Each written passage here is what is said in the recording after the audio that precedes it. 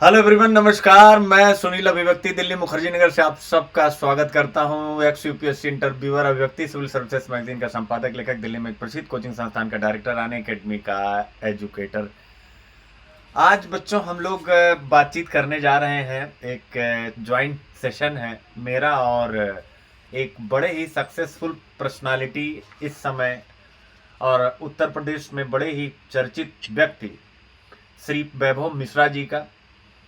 और सबसे पहले इन्हीं के साथ आप सबकी आज बातचीत होगी। ये आपको मोटिवेट करेंगे, प्रेरित करेंगे और थोड़ा सा इनके बारे में मैं परिचय बताऊं, उसके बाद फिर हम लोग अपनी बातचीत में अपने बारे में वैभव जी सब कुछ बताएंगे। तो वर्तमान में ये उत्तर प्रदेश में जो चीनी मिल है उसके जीएम है। इसके पहले एडीएम फाइनेंस लखनऊ रहे और बहुत से बड़े पदों को सुशोभित किया है। और 2006 में देखिए सक्सेस कैसे आती है। 2006 में उत्तराखंड पीसीएस के थर्ड रैंकर रहे, यानी तीसरी रैंक लगी थी।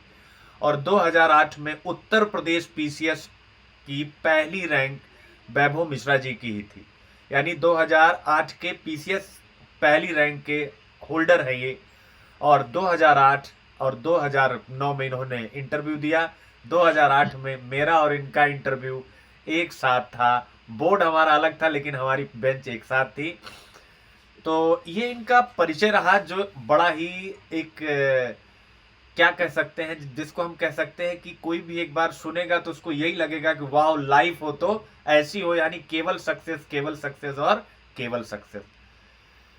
लेकिन बहुत सी बातें ऐसी हैं जो एक सक्सेस इंसान के पीछे अनकही होती हैं। तो वो अनकही बातें हैं, वो भी मैं आप लोगों के साथ शेयर करके तब मैं श्री वैभव मिश्रा को आप सबके समक्ष प्रस्तुत करूंगा। जरा समझिएगा। आप लोग हमेशा कहते रहते हैं कि सर हम आर्थिक सामाजिक रूप से बड़े ही पुअर बैकग्राउंड से हैं, हमारे पिता काम नहीं करते, हमारी माँ कुछ काम करती हैं, हमारी आर्थिक स्थिति अच्छी नहीं है। यानी हम हमेशा कहते हैं कि हम गरीब, हमारा बैकग्राउंड है, हमारा सिविल सर्विसेज कैसे होगा। श्री वैभव मिश्रा जी जीती जागती मिसाल हैं कि एक कमजोर सामाजिक आर्थिक पृष्ठभूमि होने के बावजूद भी इन्होंने अपने स्वप्न को कभी छोड़ा नहीं। जरा समझिएगा, वैभव जी के पिताजी 1980 में भी, मतलब 1980 में वैभव जी के साथ नहीं रहे। आप सोचिए इनकी उम्र कितनी रही होगी। माताजी आंगनबाड़ी में एक कार्यकर्ता, आप समझिए आर्थिक इनकम कितनी रही होगी।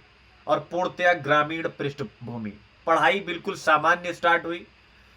10वीं कक्षा में, जो कि बोर्ड हाई स्कूल बड़ा मानिंद एग्जाम माना जाता है, उसमें 46% इनके थे। कितने? 46% मात्र। और 12वीं में यानी इंटर की परीक्षा में यह फेल हो गए।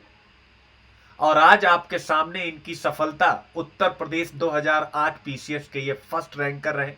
2003 के उत्तराखंड पीसीएस के थर्ड रैंकर रहे। 2008-9 में लगातार आईएएस का इंटरव्यू दिया। और मेरे बड़े अभिन्न है, हम लोगों ने पढ़ाई इलाहाबाद यूनिवर्सिटी से साथ ही करी। एक लंबा संघर्ष इनका मेरे सामने रहा है और उस संघर्ष में ये हीरे की तरह चमक करके आगे आए हैं।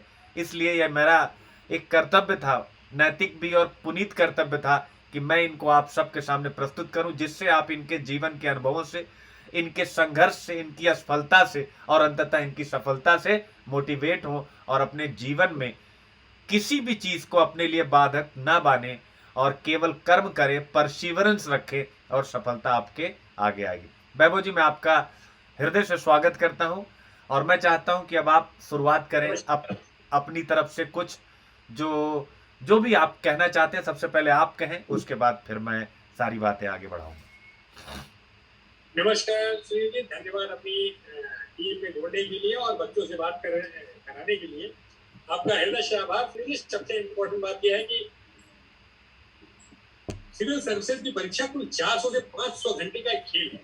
कोई भी बच्चा जो ये 500 घंटे पढ़ने के लिए तैयार हो, उसकी हाई स्कूल, इंटर, किसी भी पृष्ठभूमि हो। मैं कुछ चीजें आपने बताई, कुछ चीजें और बता दूं। इलाहाबाद यूनिवर्सिटी में जब पढ़ने गया था तो इलाहाबाद यूनिवर्सिटी नहीं, इलाहाबाद यूनिवर्सिटी की जो डिग्री कॉलेजेस है, ईश्वर निकाय, ईसीसी, इन सब का एंट्रेंस दिया था और इन सब में फेल हो गया।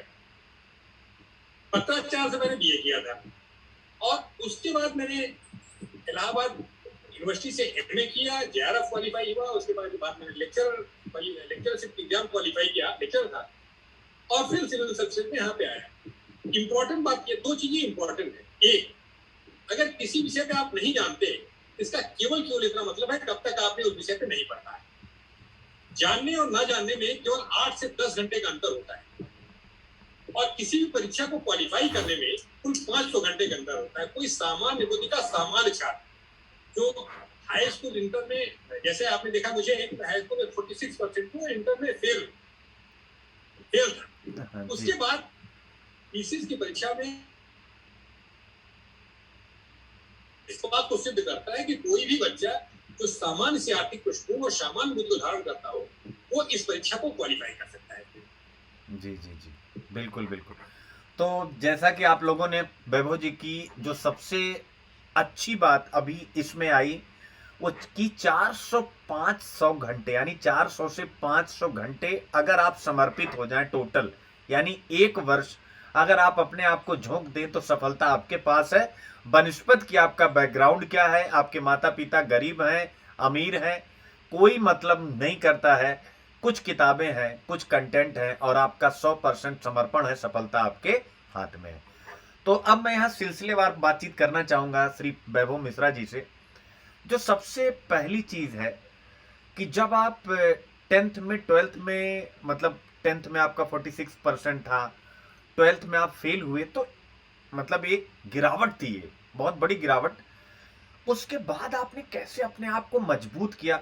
आप बता रहे हैं कि आप इलाहाबाद यूनिवर्सिटी के जितने भी एंट्रेंस एग्जाम के रहे हैं, वो सारे एंट्रेंस एग्जाम भी फेल कर गए। इनफैक्ट ईश्वर शरण डिग्री कॉलेज, जिसको बहुत ही कॉमन डिग्री कॉलेज माना जाता है, उसका भी एंट्रेंस आप फेल किए।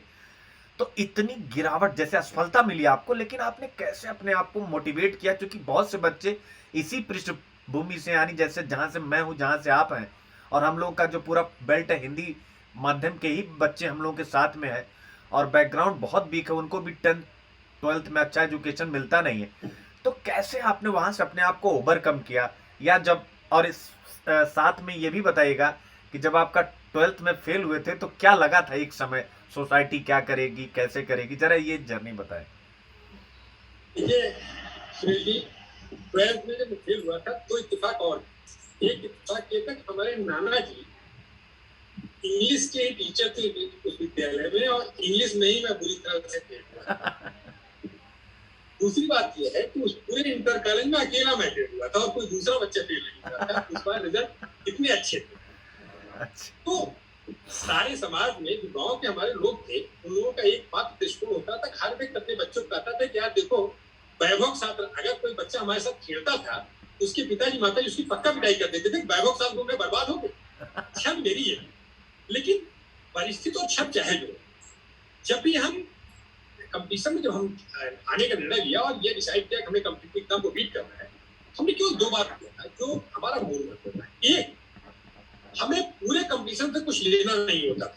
जैसे अगर किसी को बता दिया है कि आपको ये किताबें रख दिया जाए और ये बताया सारी किताबें तैयार करना है, इसके बाद आपको क्वालिफाई करना है, इसकी तुलना में हमने छोटे छोटे भागों में बांट लिया पूरे syllabus, political science, geography, economics, और जो छोटा सा टुकड़ा मुझे मिलता था उस दिन के लिए, जैसे आज मुझे मानसून पढ़ रहा है, तो फिर हमें और कुछ मतलब नहीं होता, केवल मानसून छोटे से विषय के छोटे से टुकड़े से हम बहुत कंफर्ट जोन में चले जाते थे कि अच्छा केवल मानसून ही पढ़ना है यार, तो केवल मानसून के विषय पे ही जाना है। उससे क्या होता था, पूरे सिलेबस को पहले छोटे छोटे टुकड़े में बांट लेना, उस छोटे टुकड़े को पढ़ते समय और सब चिंता छोड़ देना। उससे क्या होता था कि छोटी सी जानकारी हमें प्राप्त करना, ये पता तो बहुत बड़े वर्डन थे। सामान्यतः सिविल सर्जन एक सबसे बड़ा भ्रम पैदा किया जाता है कि ये बहुत कठिन एग्जाम है। शुरू में हमें बच्चों ने बताया, जो सीनियर्स होते थे वो गाइड करते थे, क्या तो फला व्यक्ति ने 17 में दिया दे रहा है, इससे कंपटीशन का कोई संबंध नहीं है। कंपटीशन तो एक बहुत ही सरल सी चीज है। इसमें सिलेबस को छोटे छोटे टुकड़े में बांटना, उस सिलेबस को पढ़ना, और जिस सिलेबस को जब पढ़ रहे हो आप उस विषय में केवल कंसंट्रेट करना, बाकी विषय में चिंता छोड़ देना। तो हमारा जो सिद्धांत था कि सिलेबस को छोटे छोटे टुकड़ों में बांटा, फिर सरल से कठिन करा, जो चीजें में सबसे सरल लगे।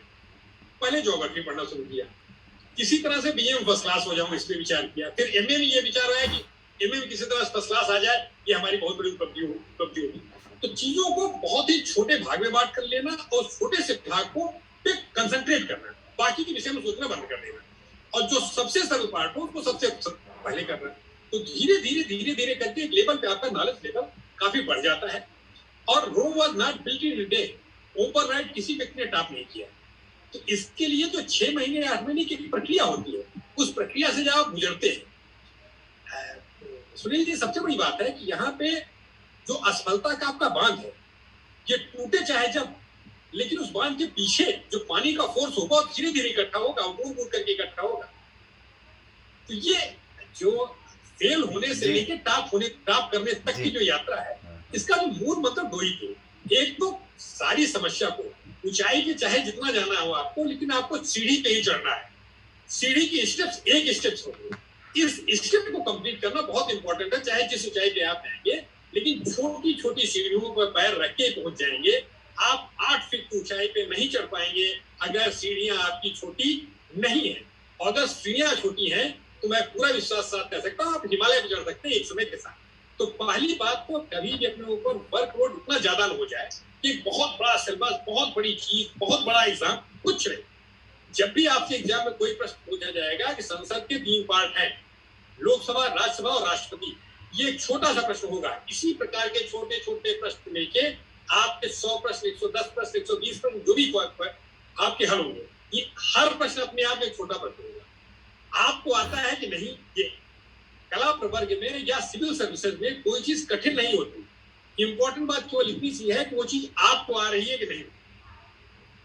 आपको आएगी जब आप छोटे छोटे पार्ट में सिलेबस को करके पढ़ लेंगे। सामान्यतः रही ना बात अगर की कहत सुनन की नाय, जानत है सो कहत नहीं, कहत सो जानत नाय। इस सिविल सर्विसेज में बहुत से ऐसे लोग जिन्होंने कभी अपने मन की पढ़ाई कायदे से नहीं की, उन लोगों द्वारा ये भ्रम फैलाया जाता है कि बहुत ही कठिन, बहुत ही रेपुटेटिव एग्जाम है। ये बहुत ही सामान्य एग्जाम है जिसमें एक सिलेबस है, उस सिलेबस को छोटे छोटे भागों में डिवाइड करना है, उस सिलेबस को पढ़ना है। और मैं गारंटी के साथ आपको बता सकता हूँ कि 100% कोई भी बच्चा केवल 500 घंटे, आपकी जिंदगी के 500 घंटे, मैं दावे के साथ कह सकता हूँ आपकी कुंडली बदल देगा। इस पूरे के पूरे जन्म को बदल देगा। गरीब घर में पैदा होना आपकी डिमेरिट नहीं है, गरीब घर में मरना आपकी डिमेरिट होती है। ये आपकी रिस्पॉन्सिबिलिटी है कि वीर भोग्या वसुंधरा, इस जगत में सारी चीजें उपलब्ध है। ये आप डिसाइड करेंगे कि आप कितनी चीजों को उपभोग करते हैं, कितनी चीजें आपको मिल पाती है। बहुत अच्छी बात वैभव जी ने कही बच्चों की, वीर भोग्या वसुंधरा। और ये आप मान के चलिए बच्चों की, यानी वीर वही है जो इस पृथ्वी पर सब कुछ अवेलेबल है और उसको अपने अनुकूल ढाल लेता है। तो ये जो वैभव जी बता रहे हैं, यानी 500 घंटे, ये गजब का कॉन्सेप्ट है कि 500 घंटे आप अपनी जिंदगी के समर्पित कर दीजिए। एक और दूसरी चीज, इनकी बात का जो सबसे बेस्ट पार्ट आया है वो ये आया निकल करके कि यार लाइफ में ना सीढ़ियों पर चढ़ो। इकट्ठा अगर आप सीढ़ियों पर क्लाइंब करोगे तो गिरोगे और चोट लगेगी, यानी कि सरल से कठिन की तरफ चलो। और बच्चे क्या होते हैं वैभव जी, जो मेरा अपना एक मानना है कि बच्चों को लगता है कि जो कठिन है ना पहले उसको खत्म कर लिया जाए, जबकि 100 क्वेश्चन यूपीएससी। जी जी सुनील जी, एक ही मैं बताना चाहता हूँ, कठिन प्रश्न में भी आपको 8 अंक मिलेंगे। कठिन प्रश्न में भी आपका अंक समान है ना, ये अंकों का खेल है। यहाँ पे आप सरल क्वेश्चन गलत कर देंगे तो आपके अंक कट जाएंगे, और कठिन क्वेश्चन सही कर देंगे तो आपके अंक बढ़ जाएंगे। एग्जैक्टली। इंपॉर्टेंट बात यह है, चाहे सरल सवाल हो चाहे गलत सवाल, दोनों अंक देने वाले। बिल्कुल। तो यही जो आप बात करें ना, ये बहुत इंपॉर्टेंट बात है। बच्चों इस चीज को लर्न करिएगा। वैभव जी का जीवन, मुझे लगता है कि मैंने, आप सबको पता है बेटा, मैं लगातार इंटरव्यू करता रहता हूँ। आईएएस के कितने इंटरव्यू किए हमने, और आप सबने देखा मेरे कितने बच्चे सेलेक्ट हुए आईएएस में। इस बार भी देखो बच्चे 3 ही बच्चे थे, मेंस में 2 बच्चे इंटरव्यू दे रहे हैं, आप सब उस चीज के गवाह हैं। लेकिन मैं इतना कहना चाहूंगा कि वैभव जी की जो ये जर्नी रही है ये बहुत ज्यादा इंस्पायरिंग है, क्योंकि एकदम से लाइफ में, यानी पिता नहीं, मैं बार बार रिवीजन इसलिए कर रहा हूं कि आप इस चीज को समझे कि सर हमारी आर्थिक परिस्थिति अच्छी नहीं, कि जो है पिता नहीं, बचपन में ही पिता चले गए, माँ आंगनबाड़ी में काम कर रही, आप सोचिए। और उसके पश्चात जो है 12th में फेल हुए, कोई भी एंट्रेंस ग्रेजुएशन के एग्जाम में क्वालिफाई नहीं किए, लेकिन उसके बाद भी ये जो कॉन्सेप्ट था कि लाइफ में 500 घंटे आपकी जिंदगी बदल देंगे, और सरल से कठिन, यानी कि हम पहले सरल को करें, कठिन अपने आप होगा, ये जो कॉन्सेप्ट रहा। इसके अलावा जो ये कॉन्सेप्ट रहा कि ये एग्जाम सामान्य एग्जाम है, जो मैं हमेशा आप लोगों से कहता रहता हूं, बहुत इजी एग्जाम है। इसको कुछ भाग्य विधाताओं ने, जो लगातार फेल होते हैं, जो मठाधीश हो जाते हैं, आपके हॉस्टल में मठाधीश हो जाएंगे, आपके कॉलेज में मठाधीश हो जाएंगे, आपके गांव में मठाधीश हो जाएंगे, आपके फ्लैट में मठाधीश हो जाएंगे। जो बच्चे लगातार फेल करते हैं और 100% डेडिकेटेड नहीं होते हैं, वही इस प्रकार का भ्रम फैलाते हैं। ये देखिए, टॉपर्स भी कह रहे हैं, यही बात मैं आपको हमेशा कहता रहता हूं कि जो कर्मन, मतलब होता ना कि जो कर्म करेगा वो जिंदगी में कभी भी असफलता उसके आसपास आएगी नहीं, ये फाइनल है। और उत्तर प्रदेश पीसीएस का टॉप करना, पहली रैंक लगाना, उत्तराखंड पीसीएस का 3rd रैंक लगाना, आईएएस का लगातार इंटरव्यू देना, ये सब आप सोचिए, इनकी जर्नी देखिए आप, कि इंडिया के सारे एग्जाम्स को क्वालिफाई करें। उत्तराखंड पीसीएस भी टॉप कर रहे हैं, नंबर 3rd का मतलब टॉप ही है। यूपी पीसीएस भी 2008 के टॉपर है, 1st रैंकर है, और यूपीएससी के लगातार इंटरव्यू देने वाले हैं। तो एक बच्चा जो 46% 10th में 12th में फेल है, एंट्रेंस कहीं नहीं हो पाया, उसने अपने आप को ट्रांसफॉर्म कर दिया। तो इसका मतलब है कि जो बच्चे आज से ये रोना रोते हैं कि सर मेरी सामाजिक आर्थिक पृष्ठभूमि नहीं है, ये नहीं, ऐसा कुछ नहीं, आपके अंदर जिजीविषा होनी चाहिए। अब इसके बाद वैभव जी से कुछ और बातचीत करूंगा। वैभव जी, एक जो हिंदी मीडियम की सबसे बड़ी समस्या हमारे टाइम में भी थी, अब हम लोग तो कभी प्री में फंसे नहीं, इस वजह से हमारे लिए तो उतनी नहीं रही हम लोगों के लिए, लेकिन यार आजकल प्रीलिम्स नहीं हो रहा है। इस पर मैं चाहता हूं आप अपनी तरफ से, चूंकि आप बहुत अच्छा समझाते हो और मैं अपनी लाइफ में 2-4 लोगों से इन्फ्लुएंस हूं, आपसे मेरी जैसे पर्सनल 1-to-1 बातचीत बहुत कम है, लेकिन मैं बहुत ज्यादा इन्फ्लुएंस हूं क्योंकि आप बहुत तार्किक बात करते हैं। तो जरा इन बच्चों को बताइए, चूंकि इस समय हिंदी मीडियम में प्रीलिम्स ही सबसे बड़ी समस्या हो चुकी। मैं आपको बताऊं, 50 बच्चे भी, भाई साहब 800 आईएएस की सीट आ रही, 50 बच्चा भी, मैं ऑन रिकॉर्ड बोल रहा हूं, प्रीलिम्स नहीं क्वालिफाई कर रहा है जी। ये इसके दो कारण हैं। एक कारण ये है कि जैसे मैं पिछले 10 सालों से हर बार देखता हूँ यूपी पीसीएस का टॉपर कोई इंग्लिश मीडियम व्यक्ति होता है। इस साल शायद हिंदी मीडियम किसी बच्चे ने टॉप किया है। इससे पहले लगातार 10 साल तक अंतिम टॉपर मैं ही था हिंदी मीडियम। एक दिक्कत ये होती है, हम हार जाते हैं मानसिक रूप से डे फर्स्ट। अगर मीडियम इस लेवल पे भाषा केवल अव्यक्त का माध्यम है, ध्यान दीजिएगा, भाषा कहीं भी ज्ञान का माध्यम नहीं है। कोई इंग्लिश मीडियम का, कोई हिंदी मीडियम का, वो ज्ञान की विषय सोचने का तरीका दोनों का एक ही होता है। हमारा आपसे ये कहना है कि जनरली क्या हो रहा है प्रीलिम्स में, एसएससी प्रीलिम्स में क्या होता है कि बच्चों को दो चीज, एक तो अंसार पे फोकस हमेशा से अंसार महत्वपूर्ण रहा था और रहा है। उसका कारण समझिएगा क्यों। एक काम क्यों होता है कि जैसे भी हम आप बात करें कि पॉलिटिकल साइंस के संविधान से आप क्वेश्चन पूछें, तो आप देखेंगे संविधान से जो क्वेश्चन पूछना आप शुरू करेंगे तो अधिकांश क्वेश्चन या तो मूल अधिकार होगा, या प्रस्तावना होगा, या राष्ट्रपति होगा। इस प्रकार से जो कोर टॉपिक्स है जो वास्तव में इंपॉर्टेंट है, जी जी जी उससे होता है। बिल्कुल। अंसार की खासियत क्या होती है? अंसार की खासियत क्या होती है? पूर्व में अध्यापकों द्वारा, पूर्व में प्रोफेसर द्वारा, पूर्व में विद्वानों द्वारा जो भी इंपॉर्टेंट चीज है वो पूछी जा चुकी है। तो जो उनके समझ में इंपॉर्टेंट चीज आई है, अंसार पे फोकस करना चाहिए प्रत्येक व्यक्ति को, इस बात पे बिना दिमाग लगाए कि अंसार से क्वेश्चन रिपीट हो रहे हैं कि नहीं। बात नंबर 1। बात नंबर 2, अक्सर बच्चे क्या करते हैं, वो मोटी मोटी किताबों को, इस किताब से पढ़ा नहीं हुआ दूसरी किताब पढ़ लिया, दूसरी किताब पढ़ा नहीं हुआ तीसरी किताब पढ़ लिया। प्रीलिम्स की एक स्ट्रेटजी होती है, पतली किताब को 10 बार पढ़ना ज्यादा इंपॉर्टेंट होता है, अच्छा के 10 किताब को एक बार पढ़ना। एक किताब को 10 बार पढ़ना नोट करो, हमेशा इंपॉर्टेंट होता है, बच्चे के 10 किताब को एक बार पढ़ना। हाँ, एक मिनट, जब एक मैटर को आप 10 बार पढ़ते हैं, जी जी, बच्चों नोट करिए इस पॉइंट को, बच्चों इस पॉइंट को नोट करिए। वैभव जी जो बता रहे हैं, 10 किताब को एक बार पढ़ने से अच्छा है एक किताब को 10 बार, यानी रिवीजन। सर हाँ, कंटिन्यू। इंपॉर्टेंट बात यह है कि जब आप एक किताब को 8 बार 10 बार पढ़ते हैं, एक किताब को बार बार पढ़ने की कोशिश करते हैं, उस किताब का ज्ञान आपको मेमोराइज हो जाता है, जी उसका आपको फायदा मिलता है। जी बात नंबर 1। बात नंबर 2, पढ़ने की तकनीक। जैसे ताजमहल के विषय में कोई व्यक्ति रटे कि ताजमहल में 4 मीनारें हैं, एक डोम है, एक चबूतरा है, ये रटे। इसकी तुलना में एक आदमी ताजमहल की पिक्चर देख ले, तो जो ताजमहल की पिक्चर देखा है वो भी ज्यादा बेहतर ताजमहल के विषय में लिख पाएगा अपेक्षाकृत उस बच्चे की जिसने याद किया है ताजमहल की 4 दीवारें, 4 मीनार है, तो वो उस समय कंफ्यूज हो परीक्षा में 3 थी 4 थी। जी क्लियर। इंपॉर्टेंट बात है कि एक याद करने की पिक्चर थ्योरी और संवाद थ्योरी होती है। पिक्चर थ्योरी का कॉन्सेप्ट ये होता है जैसे आप ज्योग्राफी पढ़ रहे हैं, तो ज्योग्राफी की मैपिंग करके जहां पे जो चीज है उसको वहीं पे दिमाग में बैठा लीजिए। बार बार आप जब देखेंगे किसी चीज को, जैसे जितने वन्यजीव अभ्यारण्य है उस स्टेट में भर लीजिए, वहां पे आप याद कर लीजिए।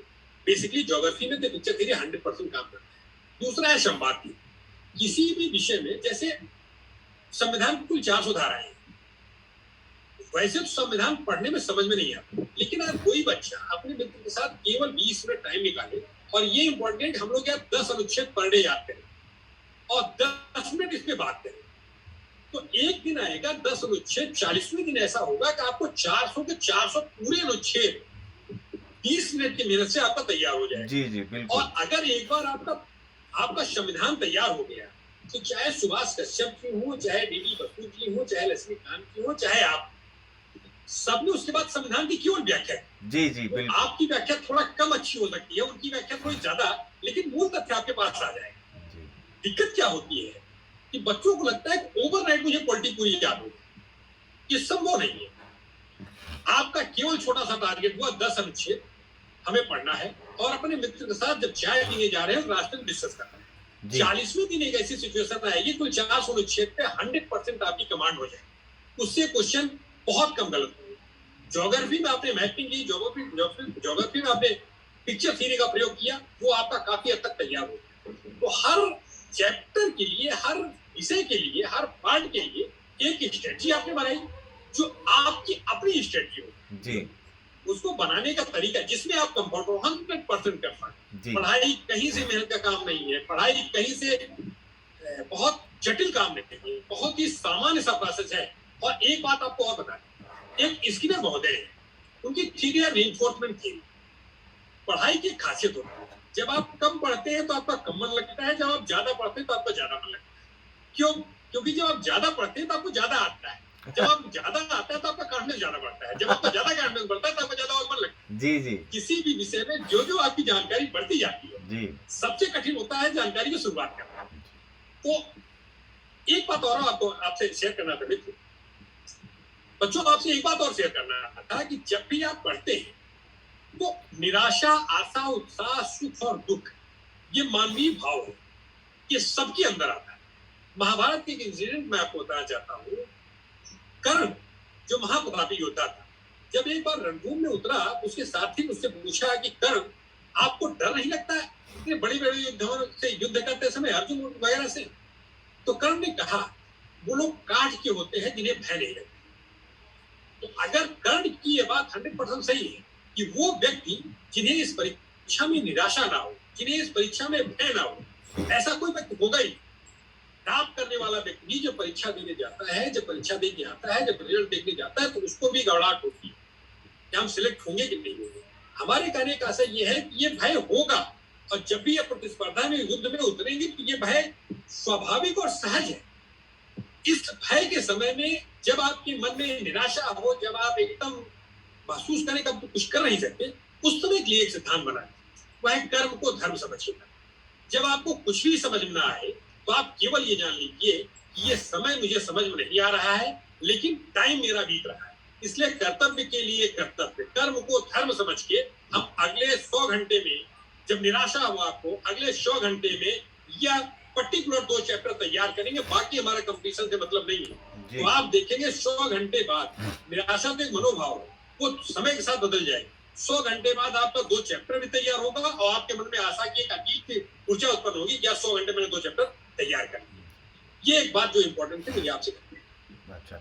अच्छा, एक चीज और, प्रीलिम्स के लिए अगर मैं बात करूं आपसे, तो क्या ऐसा होता है कि जैसे हम सिलेक्टिव हो सकते हैं या कंप्लीट पढ़ें तो कंप्लीट सिलेबस तो कभी खत्म होता नहीं, जैसे मेरा कहने का मतलब है कि जैसे ज्योग्राफी है, हिस्ट्री है, पॉलिटी है, इकोनॉमिक्स है, एनवायरनमेंट है, साइंस टेक है, करंट अफेयर्स है, तो इसमें से कुछ पोर्शन पर ज्यादा कमांड बनाए जो आपका फेवरेट है, जैसे अभी आपने कहा आपका ज्योग्राफी था, तो कुछ ऐसा करें या फिर मतलब सबको इक्वल लेके चले, ये थोड़ा सा एक बार जरा। ये दो चीज मैं आपको बता दें। हमने पहली बात बताई थी कि सरल से कठिन की तरफ, तो जो सबसे आसान लग रहा है उसको सबसे पहले कीजिए, और सबसे कठिन है सबसे बाद कीजिए। आज कुछ लोगों को ज्योग्राफी कठिन लग सकती है, कुछ को इकोनॉमिक्स, कुछ को हिस्ट्री। जिसको जो चीज कठिन लग रहा है उसको बात किए कर ले, क्योंकि एक जो सरल चीज है, सरल प्रश्नों के उत्तर भी आपको क्वालिफाई कराने में मदद करते हैं, ना कि सिर्फ कठिन से क्वालिफाई। बात नंबर 2 सुनील जी, एक बात बताऊं, कई बार बच्चे ऐसी चीजों में उलझ जाते हैं जो उनका काम नहीं है। जैसे हमारे कुछ मित्र इलाहाबाद में क्या करते थे, पेपर पढ़ते थे, पेपर का नोट बनाते। नो डाउट वो नोट्स बनाते थे, अच्छा काम था, मेहनत कर रहे थे, लेकिन किसी भी पत्रिका में 50 रुपए की महीने भर के पेपर का नोट्स बनाया आपको मिल जाए। तो जो काम कुछ एक्सपर्ट कर रहे हो उस काम को आपको रिपीट नहीं करना चाहिए। बात नंबर 1।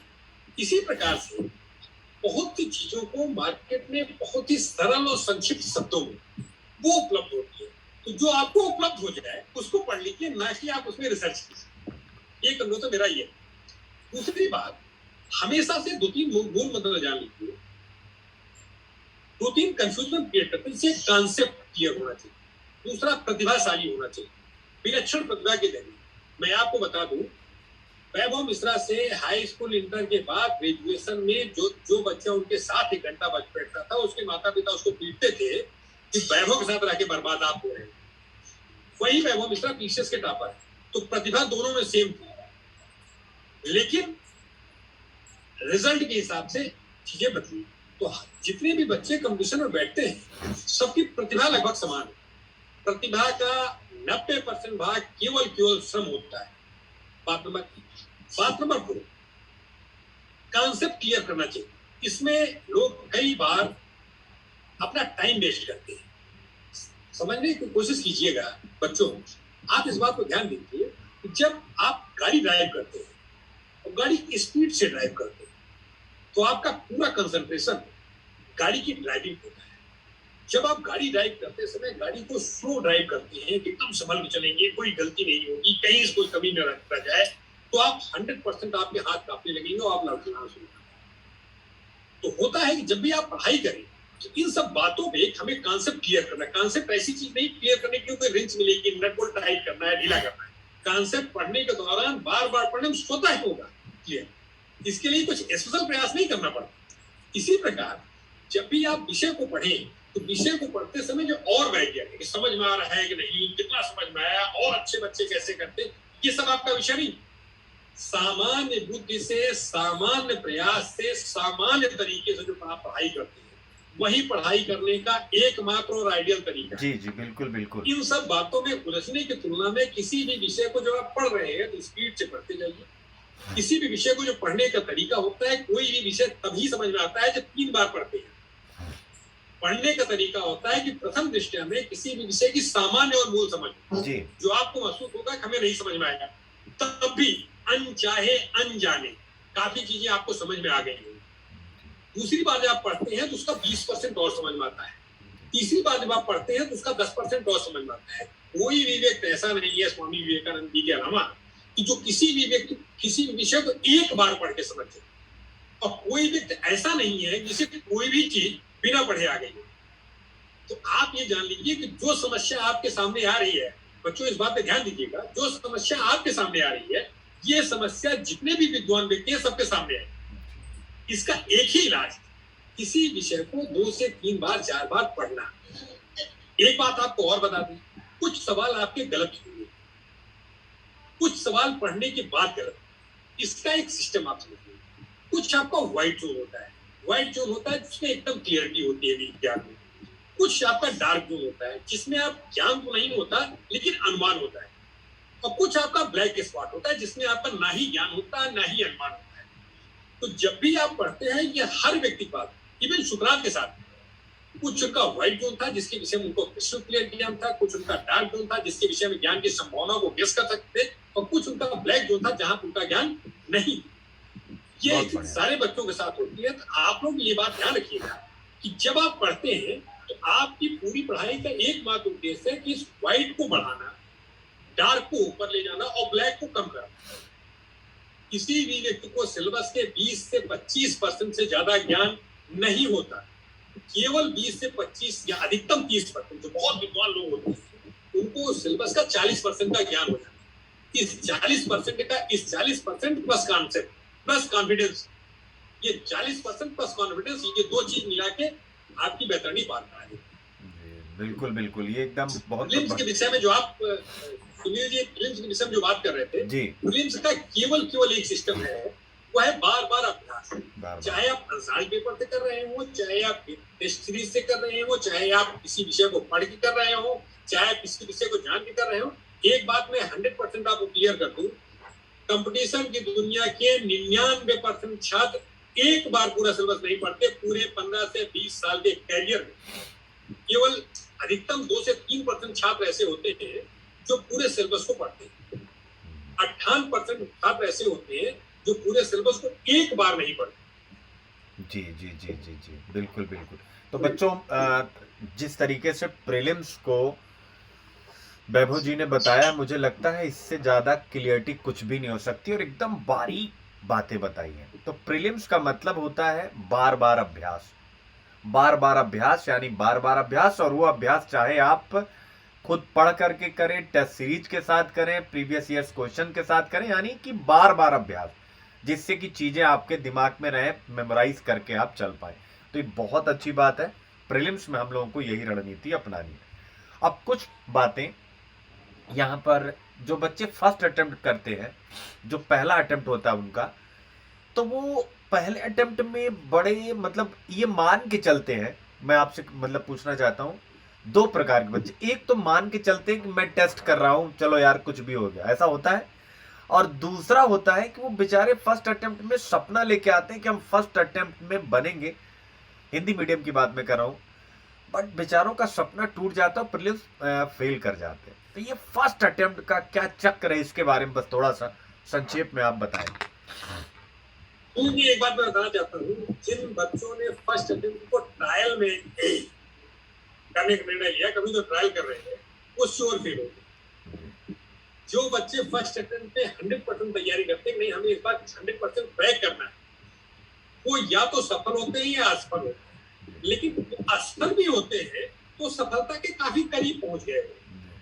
तो जब भी जो बच्चा इस निश्चय के साथ परीक्षा में उतरता है कि नहीं हमें फर्स्ट अटेम्प्ट ही हमारा आखिरी अटेम्प्ट है, हमें इस युद्ध में जीतना ही जीतना है, तो वो बच्चे, ऐसे बच्चे जो इस परीक्षा में उतरते हैं, वो तो 100% सफल होते हैं। उनके साथ सफलता टाइम की बात होती है, वो फर्स्ट अटेम्प्ट सफल हुए कि सेकंड अटेम्प्ट सफल हुए। लेकिन जो ट्रायल एंड एरर जैसे सीखते हैं, उनको इसमें लंबा टाइम लगता है, 5 साल 7 साल, क्योंकि हर बार आप ट्रायल करेंगे, हर बार आप एरर होंगे। आपका टारगेट, देखिए शक्ति व्यक्ति में नहीं होती, हमेशा शक्ति लक्ष्य में होती है। आप खुद महसूस करेंगे कि आपको वैष्णो देवी की चढ़ाई करनी है। जब आप थकान आपको लगेगी 14 किलोमीटर में 10 किलोमीटर चढ़ जाने के बाद, या फिर लौटते से, और अगर वैसे आपको कह दिया जाए 4 किलोमीटर दूर मार्केट है, जरा जाके पैदल सब्जी लेते हैं, तो आपको तुरंत घर में थकान लगेगी कि आप 4 किलोमीटर और पैदल जाए। तो लक्ष्य आपका बड़ा हुआ जब 14 किलोमीटर और चढ़ाई का लक्ष्य, तो आपको थकान अक्सर वैष्णो देवी से लौटते समय महसूस होगी। जितना बड़ा लक्ष्य, उतनी ही ज्यादा शक्ति, उतनी ही ज्यादा ऊर्जा, उतनी ही ज्यादा ताकत आपके इनहैरेंट शक्तियां देगी।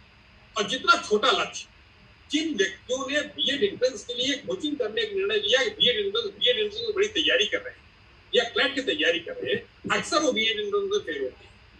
और जिस व्यक्ति ने आईएएस को टारगेट बनाया और मनसा वाचा कर्मणा ये सोचा कि आई एम द बेस्ट, हम श्योर करें, आपका ये कॉन्फिडेंस, आपका ये लक्ष्य और आपका लक्ष्य के प्रति समर्पण, 90% बात आपने केसरी मूवी देखी होगी। केसरी मूवी में अक्षय कुमार का एक डायलॉग बड़ा मोटिवेट करता है जी। उसने कहा कि हम 21 लोग जंग तो तब जीत गए थे जब हमने युद्ध करने का निर्णय लिया, लड़ने का फैसला किया। तो 90% तो जंग आप तब जीत जाते हैं जब आप युद्ध का फैसला करते हैं। ये फैसला कर लिया नहीं पहले अटेम्प्ट हमें जीतना है, पहले अटेम्प्ट में क्वालिफाई करना है। इस फैसले के बाद ही 90% आपने जंग जीती। बहुत बढ़िया। तो ये प्रीलिम्स के लिए बच्चों बहुत बहुत बढ़िया बातें वैभव जी ने बताई। और एक बार मैं और चाहूँगा कि जो ग्रामीण पृष्ठभूमि के बच्चे हैं और जिनका कमज़ोर बैकग्राउंड है, उनके लिए आप क्या कहना चाहेंगे? कमज़ोर मतलब आर्थिक रूप से भी और सामाजिक रूप से, और ये ऐसे बच्चे हैं जो चाह के भी कोचिंग नहीं कर सकते। मैं चाहता हूँ उन बच्चों के लिए आप कुछ यहाँ पर बताएं। सुनील जी 2 बात मैं बता दूं। सबसे इम्पोर्टेंट बात है यहाँ सोच। युद्ध में 90% युद्ध का 90% भाग मानसिक होता है, केवल 10% भाग शारीरिक होता है। आपको एक उदाहरण बताएं।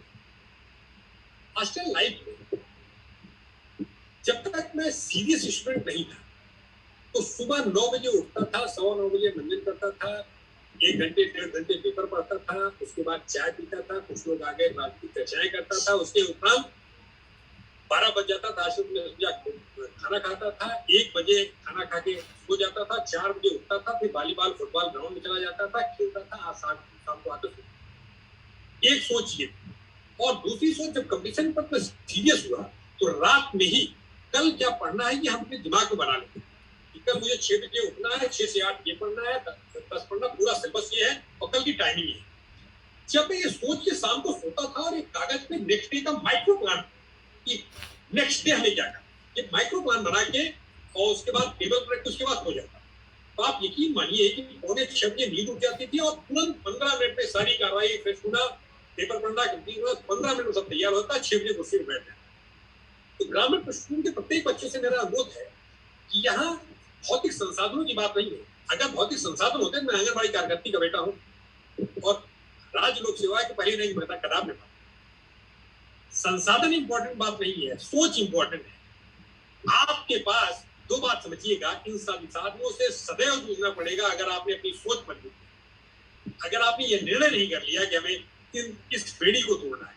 कोई व्यक्ति गरीब इसलिए होता है क्योंकि वो गरीब होता है, और गरीब व्यक्ति के पास 2 ही संसाधन, या तो अपनी क्षमता से आगे बढ़ सके या अपनी बुद्धि से आगे बढ़ सके, अपनी सोच से आगे बढ़। आपके पास संसाधन है नहीं यार, क्योंकि आप गरीब सामाजिक आर्थिक पृष्ठभूमि पैदा हुए, तो आपके पास केवल एक चीज है, वो है आपकी सोच और बौद्धिक क्षमता, जो परिस्थितियों को बदल सकती है, ये विश्वास। और उन परिस्थितियों से निकालने के लिए आप समझिए, गरीब को अमीर बनाने के लिए कोई भी दूसरा व्यक्ति नहीं बना सकता। अगर आप गरीब, तब तो 100% फर्म हो जाइए कि ये काम आपको ही करना है। इस व्यवस्था से आपकी सोच की आपको निकाल सकते। बहुत बढ़िया। तो सोच अगर आपने बना लिया तो नो डाउट आप 90% जंग जीत सकते। जी। देखो बच्चों, वैभव जी ने जो बातें बताई हैं, अब इनकी पर्सनालिटी इन्होंने बताया कि मैं मतलब आंगनबाड़ी कार्यकर्ती का मतलब बेटा हूं और मैं राज्य लोक सेवा यानी उत्तर प्रदेश पीसीएस में मैं फर्स्ट रैंक लगाया, और मैं साथ में उल्लेख कर दूं फिर से उत्तराखंड पीसीएस में तीसरी रैंक, और आईएएस के 2 इंटरव्यू लगातार।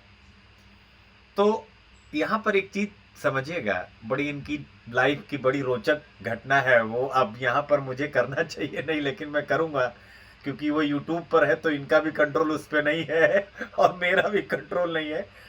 सोचिए यार कि सोच क्या कर सकती है एक आंगनबाड़ी।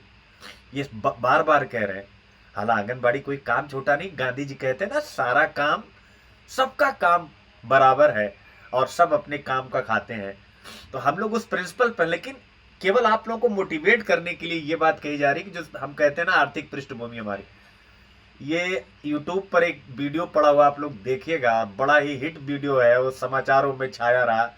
अखिलेश यादव जी कुछ नियम कानून का उल्लंघन करके और एयरपोर्ट पर जाना चाहते थे। वैभव जी ही थे जिन्होंने उन्हें रोका और उन्हें आगे बढ़ने नहीं दिया। ये होता है एक अधिकारी पृष्ठभूमि क्या होती है मैटर नहीं करता, आपकी सोच क्या होती है मैटर वो करता है। इसके लिए इनको बड़ी सराहना मिली, मीडिया में सराहना मिली, और यूट्यूब पे आप देखिए उसके मिलियन व्यूज हैं। और तो ये होती है सोच, क्या नहीं पृष्ठभूमि से क्या मतलब, हमें करना है तो हमें करना है। आप सीएम है तो क्या हुआ, आप चीफ मिनिस्टर हैं, आप एक्स सीएम है तो क्या हुआ, अगर हमारा पावर है और आप गलत कर रहे हैं तो हम झुकेंगे नहीं, हम आपको रोकेंगे। हम ऐसा नहीं कि हम कोई एक मतलब गुंडई कर रहे हैं या अनैतिक काम कर रहे हैं, अगर थोड़ा लेहमन लैंग्वेज में मैं बोलूं तो नहीं, हम अपना कर्तव्य निभा रहे हैं। तो वो कर्तव्य क्यों निभा रहा है? क्योंकि सोच वैसी है। तो ऐसे ही लोग सक्सेसफुल होते हैं, ऐसे ही लोग हमें लाइफ में प्रेरणा प्रदान करते हैं। और मुझे उम्मीद है कि आज इन सब बातों से आपको बहुत ज़्यादा प्रेरणा मिली होगी। और अगर आप उस घटना के बारे में कुछ बताना चाहें तो बच्चों को अच्छा लगेगा आपके मुख से सुनना। जी नहीं, सुनील जी, इस घटना के विषय में पहले मैंने आपको बता दिया, जो फार्मूला है कर्तव्य कर्म को धर्म समझ के करना है। जब भी जिंदगी में कठिन परिस्थिति, जब भी जिंदगी में असाध परिस्थिति, जब भी जिंदगी में बड़े काम आपको होते हैं, जहाँ पे आप ये महसूस कर रहे हो कि मैं क्या करूँ, तो वहाँ पे आपका कर्तव्य क्या है, वहाँ हमारी ड्यूटी क्या है, इतनी सी बात फैसला कर देती है, बड़ी बड़ी समस्याओं का निदान कर देती है। जहाँ पे जो हमारी लीगल ड्यूटी है, उस ड्यूटी को हम निर्वहन कर रहे हैं। बस इतनी सी बात सुनिए जी। और आपको और आपकी पूरी टीम को मेरी तरफ से आगामी परीक्षाओं के लिए ढेर सारी शुभकामनाएं। सारे बच्चों को best of luck. Thank you. नमस्कार नमस्कार, थैंक यू सो मच।